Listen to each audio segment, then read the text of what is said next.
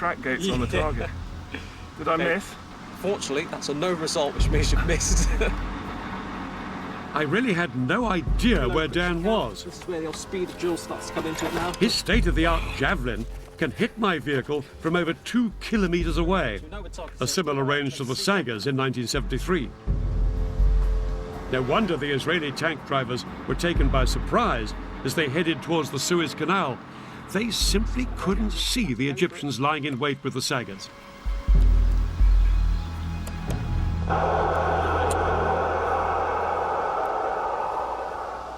Hit. Hit. Well done. Oh, brilliant. Hey, Dad. Okay, tell me you missed us. I'm afraid to say I got a hit. You didn't? Yeah, see, look there. Hit 700 metres. Good gracious. Yeah, well I did miss the first time. You have got the most modern guided missile there, What? probably in the world. No, I know. Because one thing worth saying is that the Sagas were wire-guided missiles. You had to keep the sight on the target all the time the missile was travelling towards it. It had to be fixed there, whereas you just fired it and forgot. Yes? Yeah, it's hard enough to get the sight locked onto you, and actually have to keep it there for the entire time the missile's in the air. It would be incredible. You're shaking, you're breathing, you're nervous. I couldn't have done it if it hadn't been a lock on and then forget about it. Very, very powerful form of anti-tank warfare. For the Israelis, quite a new ordeal. In 1973, the Saga was turning the Sinai into a tank graveyard. The tanks, which were the pride of Israel's army, were being destroyed by Egyptian infantrymen. Israel had begun the war with around 300 tanks in Sinai. By the end of the first 36 hours, they'd lost approximately half of this number. Things were critical for the Israeli soldiers in Sinai. But that was only half the story. At the same time the Egyptians launched their attack, the Syrians had launched their bid to retake the Golan Heights.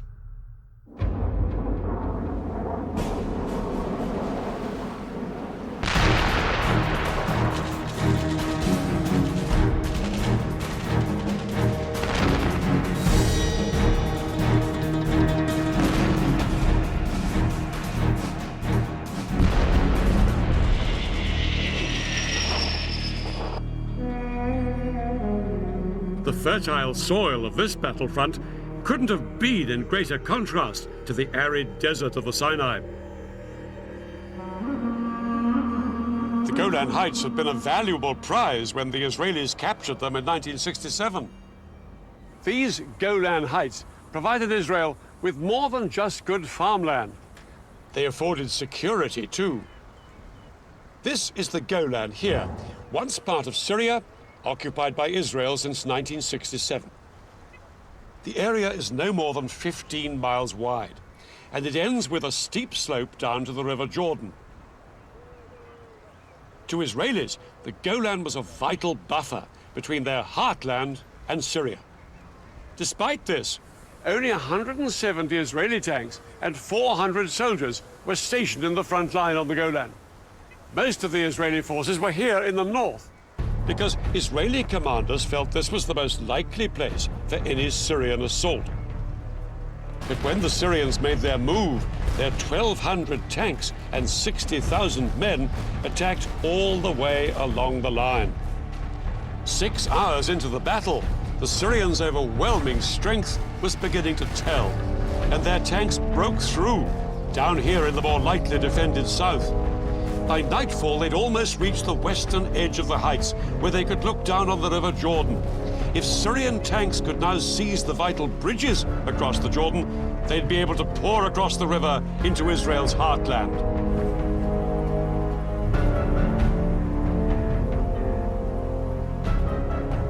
For Israeli soldiers in bunkers along the front line of the Golan Heights, the first day of the war had been a disaster. Their strong defensive positions had done little to halt the Syrian advance.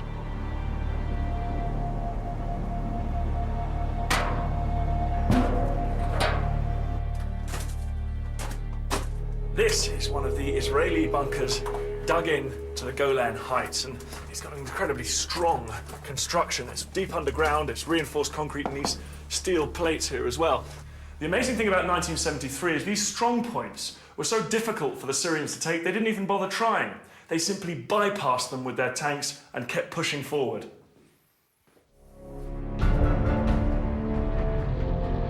By the end of the day, the Syrians had taken almost the entire southern half of the Golan Heights.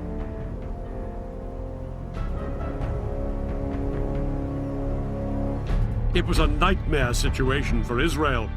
It had been caught unawares with far too few troops on both front lines. All Eleazar, the Israeli chief of staff, could do was to mobilize every single reservist in the country. In towns, villages and farms across Israel, news filtered out that their country was under attack. Because it was a holiday, TV and radio was off the air, and so soldiers on motorbikes had to race through built-up areas calling up the reservists.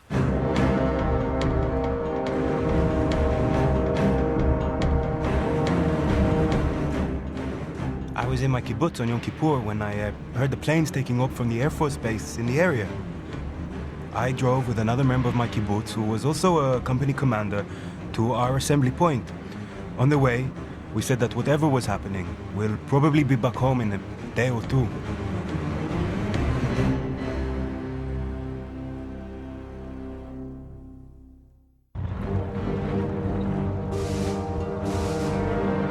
Men and tanks headed out towards both fronts, but it would take 2 long days before they'd be ready to mount a counterattack.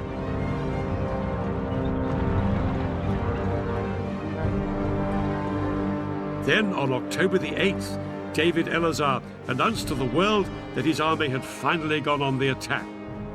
This morning, we started our counterattack, and we shall break and destroy completely all the attacking forces. Eleazar's first push was in the Sinai Desert. The Egyptians had known that the Israelis would always counterattack, and they'd been lying in wait for just this moment. As soon as the Israeli tanks came into view, they let rip with devastating rocket, artillery, and Saga missile fire.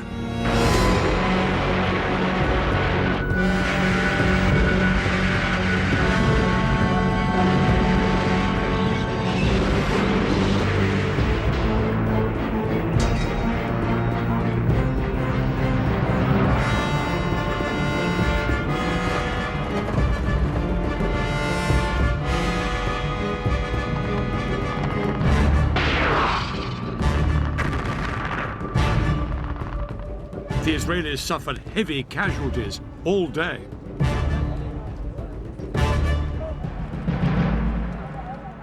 At least 50 of their tanks were destroyed or disabled.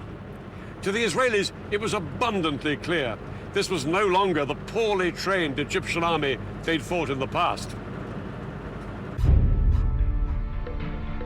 By the end of the day, Israel was facing catastrophe. Israelis had believed that once their army was in place, they would be victorious. Now they had to face the shocking truth that this hadn't happened. Prime Minister Meir sent an urgent request to the Americans, begging them to resupply the country. Under attack on 2 fronts, Israelis felt their country was about to be squeezed out of existence. It would need a bold change of strategy to save the day. The simple truth was that Israel did not have the strength to fight this war on 2 fronts at the same time.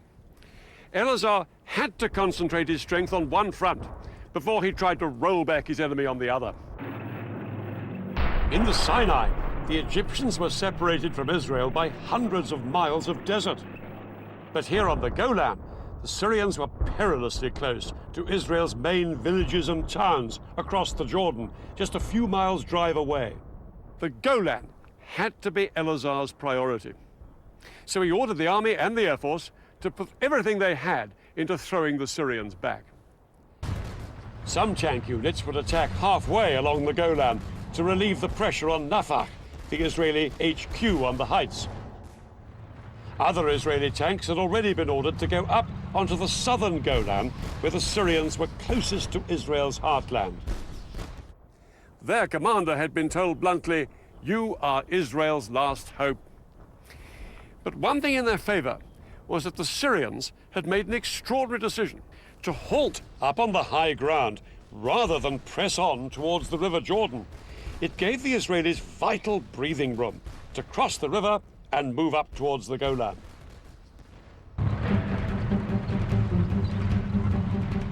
On the night of October the 8th, Israeli tanks stormed the Syrian positions.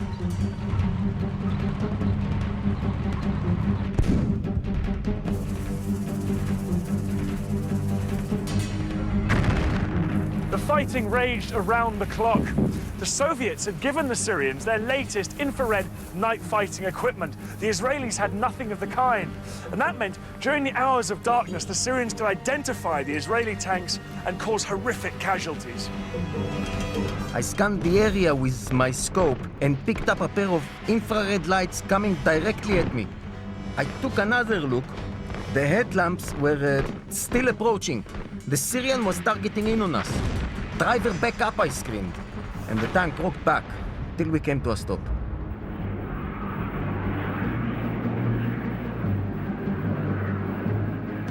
But as day broke, the Israeli ground troops got some much-needed relief from their air force.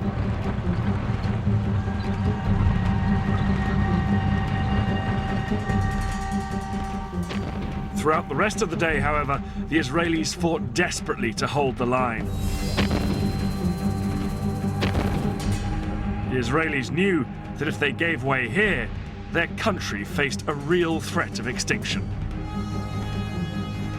Losses mounted on both sides, but as the battle progressed, it became clear that despite some Syrian technological advantages, the Israeli tanks had thicker armor, and the Israeli crews could fire more quickly and more accurately than their Syrian counterparts. After 4 days of combat, I wasn't particularly worried by the Syrian tanks. It was enough to locate them and to have them come out to meet us, and victory would be ours.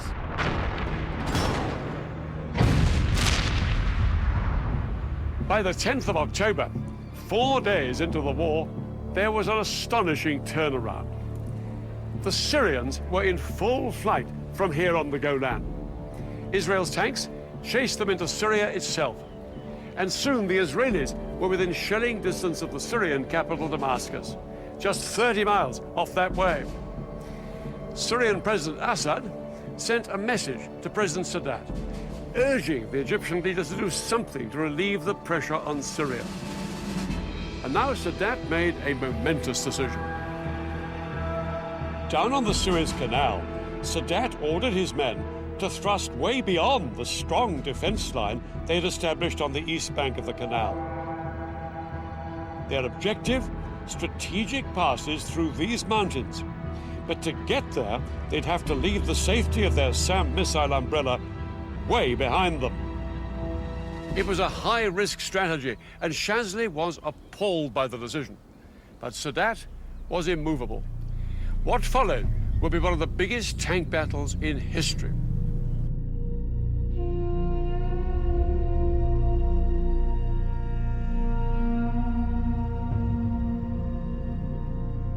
25 miles east of the canal, Israeli tank commanders were well dug in on high ground in good defensive positions. Across the open desert, they could see the sand being kicked up by hundreds of advancing Egyptian tanks.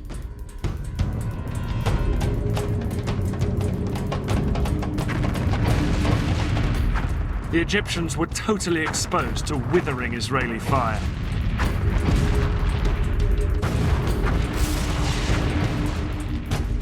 But over the following hours, the Egyptian tank brigades repeatedly tried to push further east into the Sinai.